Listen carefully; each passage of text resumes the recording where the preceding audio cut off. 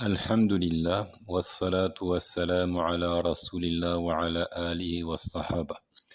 Donc nous poursuivons et nous concluons avec la volonté d'Allah, le quatrième des annulatifs de l'islam, exprimé en ces termes par le poète: croire en la perfection d'un jugement contraire à la charia, s'imaginer meilleure guidance que celle du prophète d'Allah.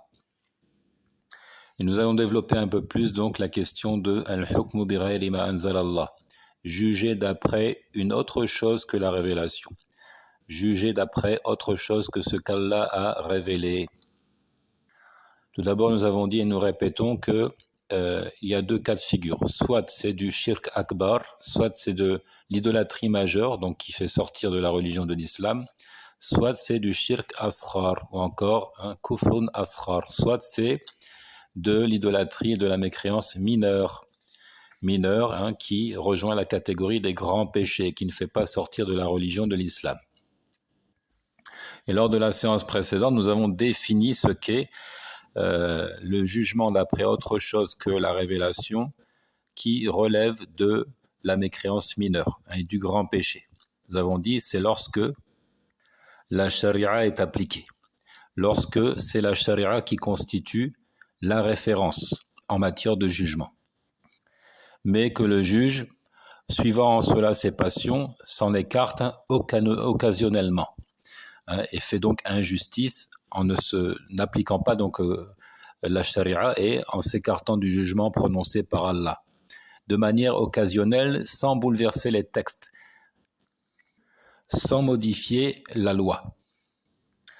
C'est-à-dire que à l'instant où il commet cette injustice, les gens se disent pourtant le texte de loi est clair, un tel individu aurait dû être puni. Pourquoi n'a-t-il pas été puni? C'est de l'injustice, le juge n'a pas été équitable, il n'a pas appliqué la charia. Donc ça, c'est ce qui constitue la mécréance mineure. Quant à la mécréance majeure, nous la développons en disant Ash-shirkul akbar lahu iddatu suwar. Donc la mécréance ou l'idolâtrie majeure en ce qui concerne le jugement ici se manifeste de plusieurs façons, à plusieurs aspects. Premièrement, il dit an yajhada hukm Allah wa qad nuqila al-ijma' ala annahu kufrun akbar. Premièrement, que l'individu renie la sentence prononcée par Allah, qu'il renie, qu'il rejette, qu'il n'accepte pas le jugement d'Allah. Et nous avons déjà transcrit le consensus sur le fait que ce soit là une mécréance majeure. Deuxièmement, an yastahilla al-hukma bi ghayri ma anzal Allah wa qad nuqila al-ijma'u ala annahu kufrun akbar. Deuxièmement, que l'individu s'autorise de juger selon autre chose que ce qu'Allah a révélé. Donc il considère comme licite, comme étant permis de se tourner vers un jugement autre que celui d'Allah. Là encore, nous avons transcrit le consensus sur la mécréance majeure d'une telle attitude. قال ابن تيمية والإنسان متى حلل الحرام المجمع عليه أو حرم الحلال المجمع عليه أو بدل الشرع المجمع عليه كان كافرا مرتدا باتفاق الفقهاء وفي مثل هذا نزل قوله على أحد القولين ومن لم يحكم بما أنزل الله فأولئك هم الكافرون أي المستحل للحكم بغير ما أنزل الله.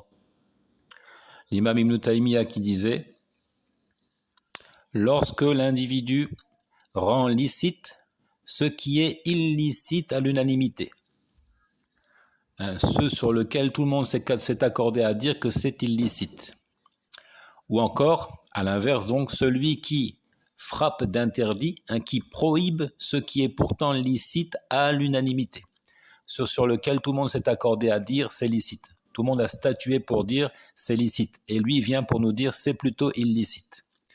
Ou encore celui qui modifie, qui échange la législation faisant l'unanimité, sur laquelle tout le monde s'est accordé. Alors celui-là est un mécréant et un apostat selon le commun accord des jurisconsultes de l'islam. Donc on parle de mécréance et d'apostasie lorsque l'individu rend licite ce qui est pourtant illicite et ce à l'unanimité, ou encore celui qui prohibe, celui qui rend illicite ce qui est licite à l'unanimité, ou encore celui qui modifie, qui bouleverse la législation sur laquelle tout le monde s'est accordé. Il dit, c'est à ce sujet que la parole du Très-Haut a été révélée, selon une des deux interprétations données, selon un des deux avis. Et celui qui ne juge pas d'après ce qu'Allah a fait descendre, les voilà les mécréants. Entendez par là donc mécréant ici, c'est-à-dire celui qui s'autorise de juger selon autre chose que la révélation d'Allah. Troisièmement, il dit أن يعتقد أنه أفضل وأصلح من حكم الله أو مثله. Troisième cas de figure dans lequel donc on parle de mécréance majeure, d'idolâtrie majeure. Il dit que l'individu est pour conviction que ce jugement, qui est donc différent de celui d'Allah, est meilleur, ou encore plus adapté que celui d'Allah, ou encore à pied d'égalité avec celui d'Allah. Il place le tout à pied d'égalité. Il ne fait pas de distinction entre le jugement prononcé par Allah et le jugement prononcé par les hommes et qui est pourtant contraire à la charia. Il dit tout cela est valable. Ou pire encore, il dit c'est meilleur encore que ce qu'Allah a révélé. Là, on verse dans l'idolâtrie majeure.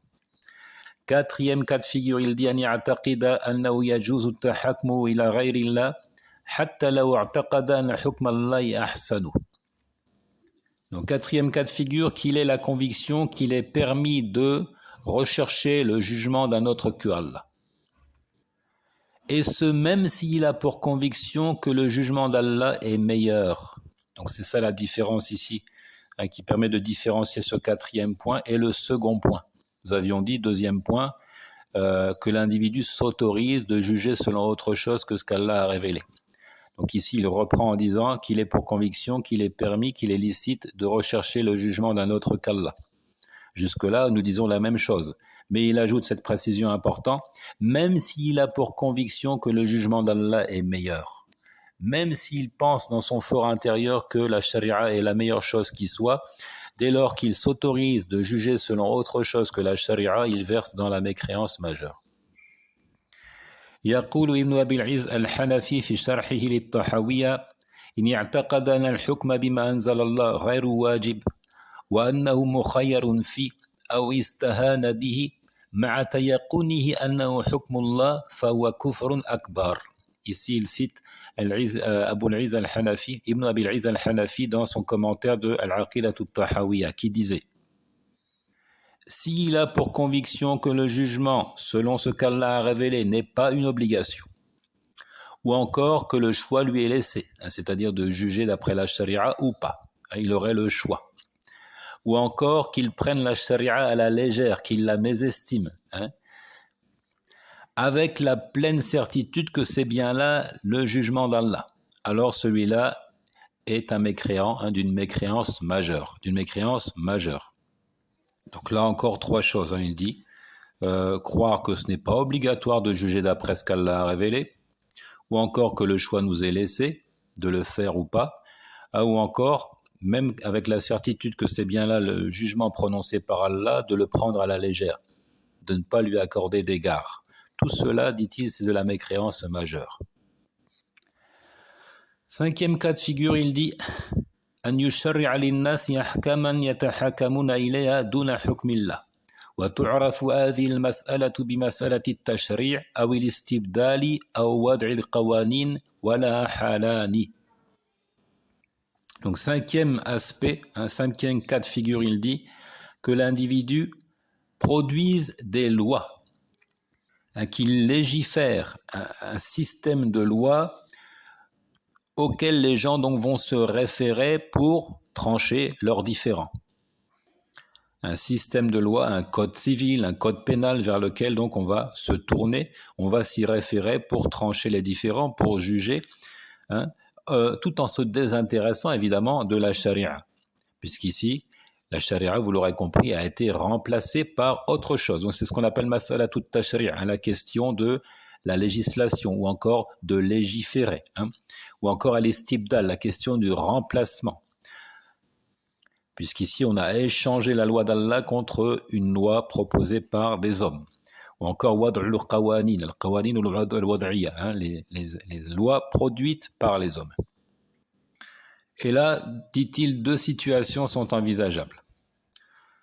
Donc, petit 1, إذا كان هذا الاستبدال والتشريع كليا أو أغلبيا بمعنى أنه ينحي حكم الله تعالى في كل الأمور أو في أكثرها ويتحاكم إلى غيره فلا شك في كفره والعياذ بالله لأن صورة الشريعة غائبة. Donc, première situation envisageable, que ce changement, ce remplacement soit global. C'est-à-dire que toute la charia soit mise de côté et remplacée par un autre système de loi.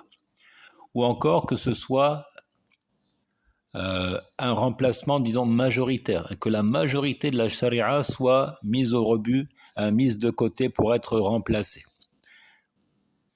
Et après quoi, donc, on invite les gens à se tourner vers autre chose que la charia pour trancher leurs différends. Donc, si c'est le cas, aucun doute sur la mécréance d'un tel individu. Si son bouleversement de la charia, son remplacement est global et total ou encore partiel, mais constitue la majorité des règles de la charia qui ont été ainsi bouleversées et remplacées et changées, alors nul doute sur sa mécréance. Et puis la deuxième situation envisageable qui, elle, fait l'objet d'une divergence. On va le souligner, khilaf, divergence. Il dit, c'est « إذا كان هذا الاستبدال والتشريع ليس كليا وإنما في بعض القضايا والأمور مع البقاء على أحكام الشريعة في باقي الأمور ».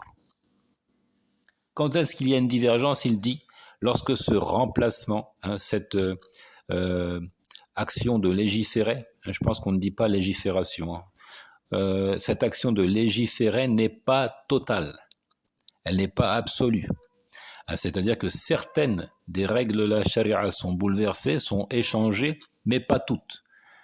Certaines seulement. Alors que pour le reste, tout est resté en place. Donc les règles de la charia majoritairement existent. Elles constituent la référence, elles constituent le texte de loi. Et certaines de ces règles seulement ont été bouleversées.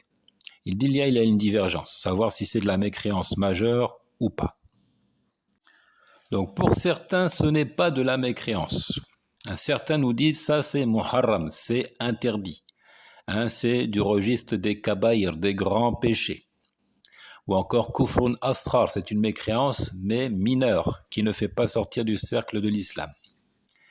Pourquoi ils disent لأنه اعتقد استحقاق الله للحكم ويعلم أنه مخالف للحق وعاص لله. Ils disent parce qu'un tel individu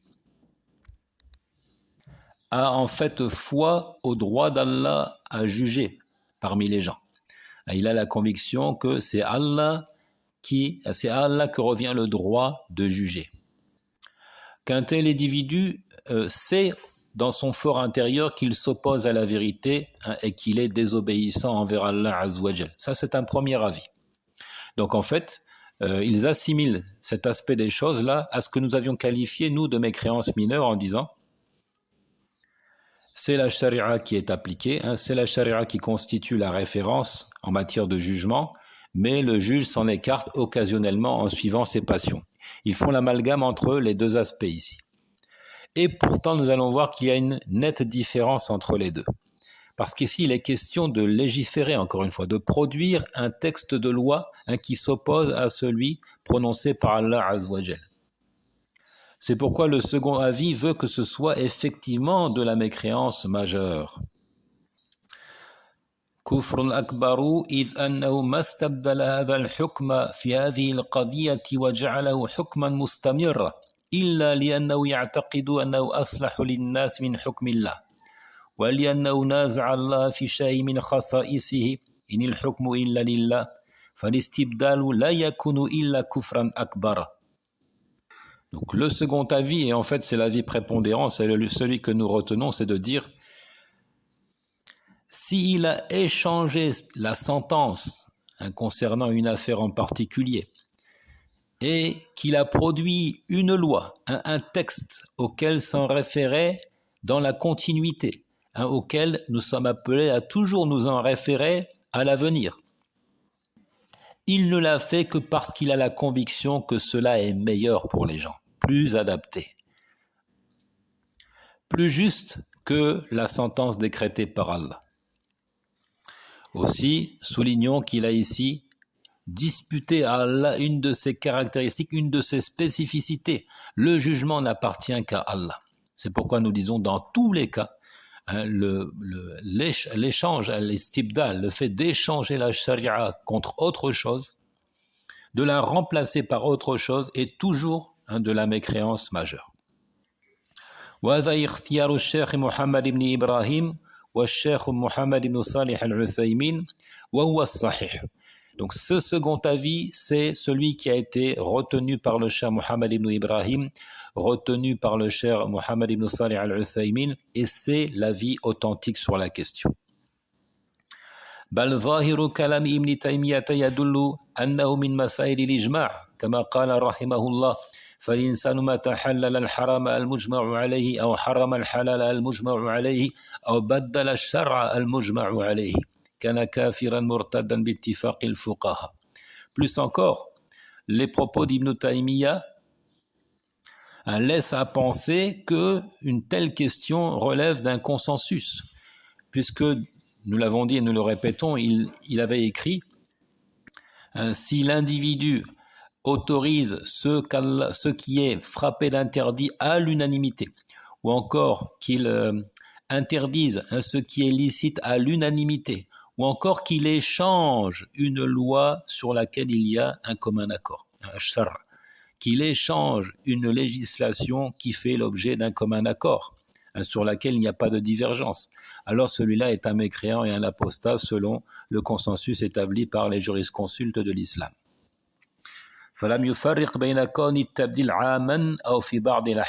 Ici, nous voyons clairement que Ibn Taymiyyah n'a pas fait le partage entre un échange de la loi qui serait global ou encore un échange qui se ferait sur certaines des règles et sentences de la charia. Donc dans tous les cas, il serait question d'apostasie et de mécréance majeure.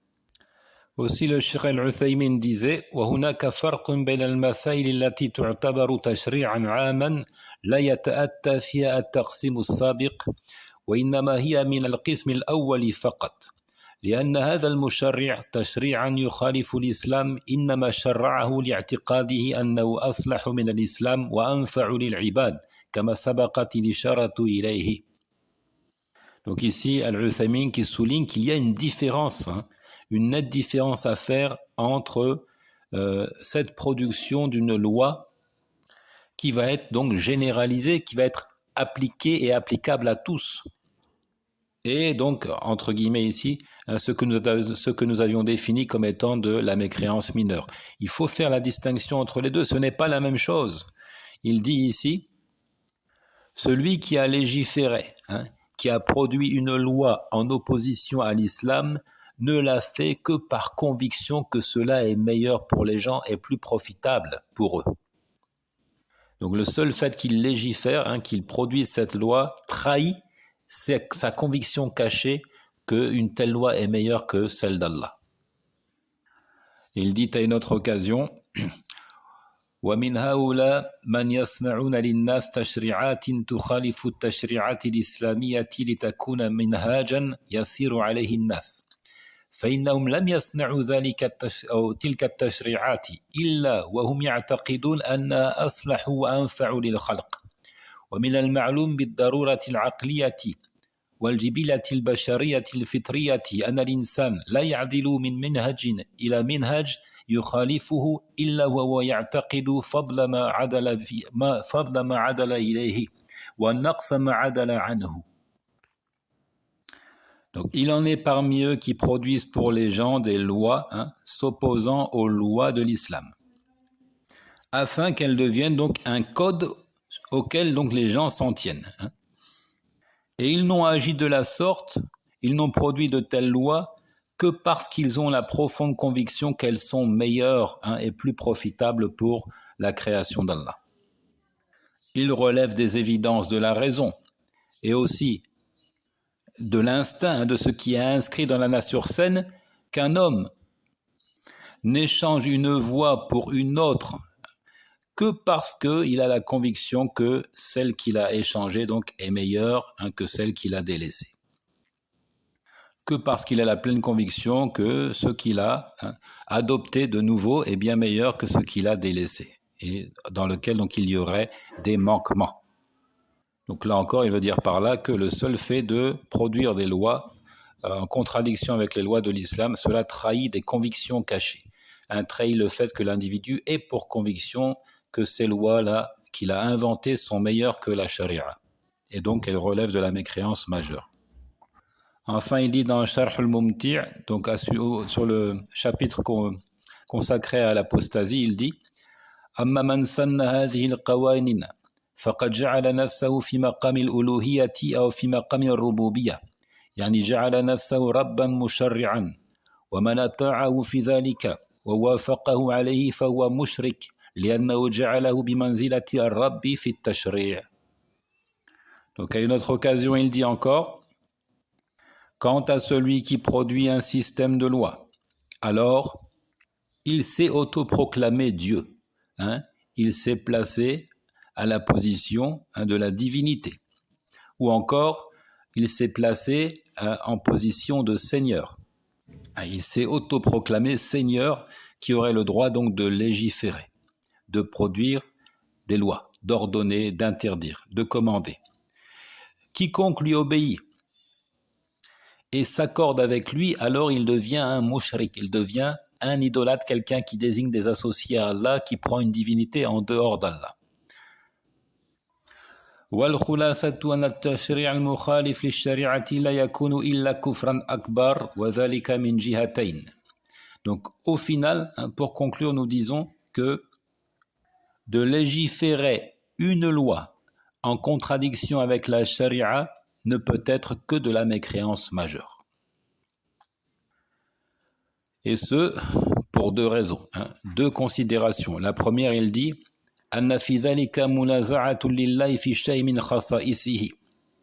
parce que cela revient à disputer à Allah une de ses spécificités, une de ses caractéristiques qu'il ne partage pas avec ses créatures. Inil hukmu illa lillah, le jugement n'appartient qu'à Allah. والثانية أن في ذلك تفضيل لحكم البشر على حكم الله وهذا الأمر لازم للتشريع ولا يصح دفعه. Deuxièmement, parce que lorsqu'on agit de la sorte, lorsqu'on produit des lois, ça veut dire que l'on préfère la loi des hommes à celle d'Allah. Nous l'avons vu, nous l'avons expliqué à travers la parole des ulama. Une telle attitude trahit des convictions cachées. Ils n'ont agi de la sorte que parce qu'ils préfèrent le jugement des hommes à celui d'Allah. Ça, c'est une des implications de cette attitude-là. Un des aspects intrinsèques de cette attitude consistant à produire des lois contraires à la charia. Ça veut dire, de manière inévitable, que l'individu préfère ses lois à celles d'Allah. وهذان الأمران يكونان في التشريع ولو في حكم واحد. Et justement, ces deux choses qui viennent d'être soulignées ici, disputer à Allah une de ses spécificités, préférer le jugement des hommes à celui d'Allah, cela se retrouve même s'il s'agit d'une seule loi, même s'il s'agit de bouleverser une seule des sentences décrétées par Allah Azzawajal. Donc pas de nécessité de parler d'un échange global et total de la charia pour que l'on verse dans la mécréance majeure. Non, c'est de la mécréance majeure même s'il s'agit de bouleverser une seule des sentences et des jugements de la charia. Donc ici nous insistons parce que nous avions dit il y a une divergence. Dès lors qu'il y a une divergence, il faut s'étaler un peu sur le sujet. Et puis il faut surtout trancher la divergence. Nous avons donné la priorité à un avis sur l'autre. Et nous avons argumenté. Donc je répète, au final, produire une loi qui s'oppose à la charia, ça ne peut être que de la mécréance majeure. Ça n'a rien à voir avec la mécréance mineure qui a été définie comme étant l'application de la charia, de manière, c'est-à-dire théorique, c'est la charia qui est la référence, et puis le juge s'en écarte occasionnellement en suivant ses passions, contrariant en cela la charia, mais toutefois sans produire de loi, sans bouleverser le texte de loi. Donc ici nous disons, c'est de la mécréance majeure ici, en ce qui concerne la production d'une loi, d'un texte écrit. Que ce soit un échange global de la charia dans son ensemble ou encore de manière partielle. Nous n'avons pas à faire le partage, la différence entre les deux. Parce que à chaque fois, ça revient à disputer le droit d'Allah, la spécificité d'Allah à juger, à trancher, à produire des lois. Et puis, encore une fois, ça trahit une conviction qui est que finalement, ce que les hommes ont produit est plus bénéfique, plus adapté, plus juste pour les hommes.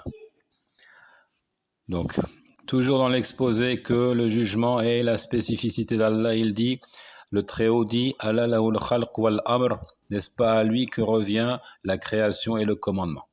Ibn Taymiyyah disait à propos de ce verset, « Fakama la yakhluqu ghayruhu wa la ya'muru ghayruhu, bal ad-din kulluhu lah, wa huwa al-ma'bud al-muta' alladhi la yastahiqqu al-ibadata illa hu, wa la ta'ata li ahadin illa ta'atu, wa huwa yansakhu ma yansakhuhu min shar'ihi wa laysa li ghayrihi an yansakha shar'ahu. » N'est-ce pas à lui qu'appartient la création et le commandement? De la même façon qu'il n'y a pas un autre que lui pour créer, alors il n'y a pas un autre que lui pour ordonner. Il n'y a pas un autre que lui pour commander. Plutôt, la religion tout entière appartient à Allah.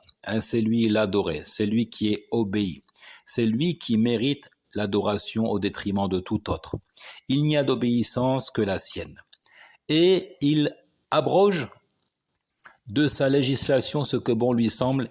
Il n'appartient à personne d'autre que lui d'abroger la loi.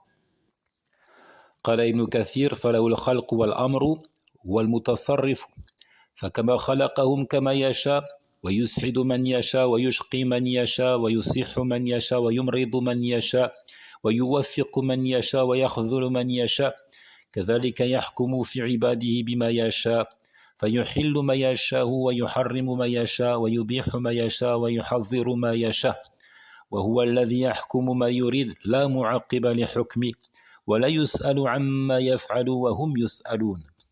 L'imam Ibn Kathir disait, à lui appartient la création et le commandement. Il est le gestionnaire, c'est lui qui gère la création.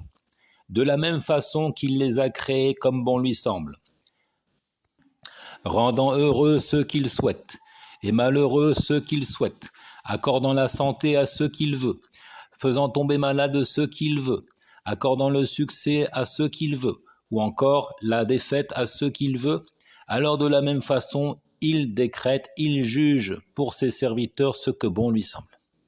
Il leur autorise ce que bon lui semble, il leur interdit ce que bon lui semble, il permet ce que bon lui semble, il prohibe ce que bon lui semble.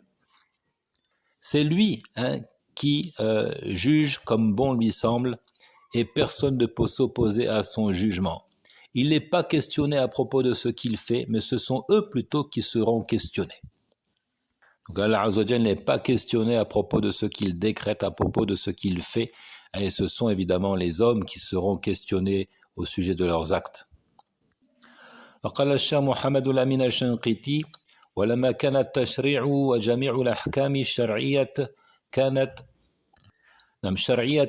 أو كونية قدرية من خصائص الربوبية كما دلت عليه الآيات المذكورة كان كل من اتبع تشريعا غير تشريع الله قد اتخذ ذلك المشرع ربا وأشركه مع الله. Le Cheikh Mohammed Al-Amin Al-Shanqiti disait, la législation et toutes les sentences et tous les décrets relevant des spécificités de la Seigneurie d'Allah, qu'elles soient en lien avec sa loi, c'est-à-dire sa volonté juridique, ou en lien avec sa volonté universelle et exécutrice, c'est-à-dire en lien ici avec la loi révélée ou encore en lien avec la création et ce qui se produit au quotidien. Le tout relevant des spécificités de la Seigneurie, comme cela est indiqué par les versets précités. Alors, quiconque suit une législation autre que celle d'Allah a pris ce légiférateur pour Seigneur en dehors d'Allah et l'a associé à Allah, a fait de lui l'associé d'Allah.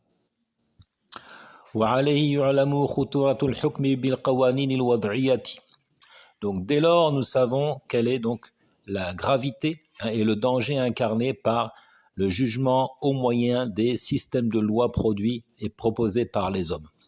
Le cheikh Mohammed Al-Amin Al-Shanqiti disait à ce sujet وبهذه النصوص السماوية التي ذكرنا يظهر غاية الظهور أن الذين يتبعون القوانين الوضعية التي شرعها الشيطان على ألسنة أوليائه مخالفة لما شرع الله جل وعلا على ألسنة رسله أنه لا يشك في كفرهم وشركهم إلا من طمس الله بصيرته وأعماه عن نور الوحي مثلهم. Donc, au moyen de ces textes célestes, donc ces textes révélés que nous avons cités, il apparaîtra de la manière la plus évidente que ceux qui suivent les lois inventées, les lois fabriquées de toutes pièces, légiférées par le diable sur la langue de ses alliés, et en opposition avec ce qu'Allah a légiféré sur la langue de ce messager, alors il apparaîtra en toute clarté et sans aucun doute que ceux-là versent dans la mécréance et dans l'idolâtrie. Ils versent dans le kufr, ils versent dans le shirk. Ceux qui suivent ces systèmes de lois proposés par les hommes versent dans la mécréance et versent dans l'association à Allah.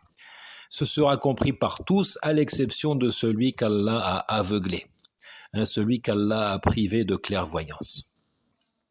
Et sur le sujet donc, pour ceux qui veulent plus de précision, il faut voir Risalat Tahkim al-Qawanin qui avait été écrite par l'ancien moufti de l'Arabie Saoudite, le cheikh Mohammed ibn Ibrahim al-Sheikh, donc qui a été moufti avant le cheikh ibn Abdelaziz, le cheikh Abdelaziz ibn Baz. Voir également les fatawas du cheikh Abdelaziz ibn Baz. À leur époque, ces gens étaient clairs sur ces questions. Malheureusement, plus le temps passe, plus on se rend compte que la question devient tabou. Beaucoup de gens de science n'osent plus se prononcer clairement sur ces questions-là, par peur des représailles évidemment des autorités. Pire encore, certains cherchent à semer le trouble et la confusion sur ces questions qui avaient pourtant été clairement discutées par les ulamas, notamment à l'époque de l'apparition de ce phénomène d'abandon donc de la charia et pour la remplacer par d'autres lois proposées par les hommes qui étaient en lien historiquement aussi avec la décolonisation. Donc il tente de bouleverser ces textes-là pourtant clairs et de nous faire croire pour certains que le jugement d'après autre chose que la loi révélée est un grand péché, point à la ligne, point barre, ça s'arrête là. Il faut considérer que toute forme de jugement d'après autre chose que la charia, c'est seulement du grand péché. Quiconque commence à nous parler de mécréance majeure, commence à nous dire qu'il y a là matière à apostasie, etc. Ces gens-là sont des kharijites, ces gens-là sont des ennemis de l'islam, il faut les combattre. Ça existe également. C'est une tendance dangereuse contre laquelle il faut mettre en garde. Wallahu ta'ala a'lam.